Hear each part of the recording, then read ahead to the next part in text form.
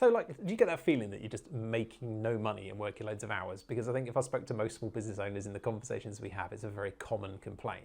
So I want you to do one exercise if this is you. Go and have a look and pretend that you're just starting the business tomorrow, particularly if you're an established business, and take a bit of pen and paper, or more likely probably a spreadsheet on a tablet, and just think about, if I made this business tomorrow, what would it look like? Or when I started it, how did I picture it? So let's say you're selling chairs, which is always my example, and you're selling chairs and you've been doing it for a long time and you just don't feel like you're making any money. Okay, well, let's have a look at what we thought we were going to do. So how many chairs were we going to sell? How much was it going to cost originally to create these chairs? How much was the materials that it was going to cost to actually make them? And what was I left with? What was my gross profit? Then have a look at, okay, how did I picture it? Was I in an office? What was my rent? What did I think I was going to do on telephone? If you've got old budgets, it's worth having a look at.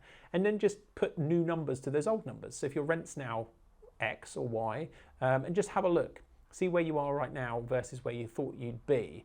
And then have a look at, okay, is that a good idea? Where I am now, do I need to sort of row back on some of these things and make some alterations to make those numbers fit? Or do I need to sort the top end out? So if you've moved into a big office that made complete sense, and then it turns out that actually on your initial model, your model didn't work in a big office because you needed to have sold loads more to create enough gross profit to then pay for these things. If that's the mistake you've made, you can do something about that. You can row it back. But quite often in a small business, the problem's at the top. You're either not selling enough or not at enough high enough price, which is usually a combination of the two, not enough and not enough price and not enough money.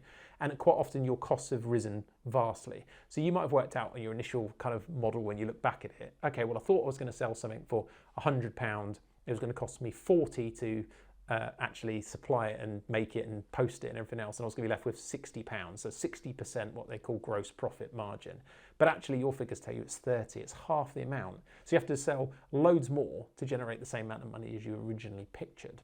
So have a look at those things and just think, okay, well then what can I do? Can I increase that gross profit by reducing my costs or doing things more efficiently with my workforce, whatever the case may be, or do I need to raise my prices? So there's a lot of things you can do, and I'm only going to talk to you shortly about it, but I want you to walk away from this, stick it in a diary, to just go and do that exercise, you know, blank slate, big think, what did it need to look like? What was my model?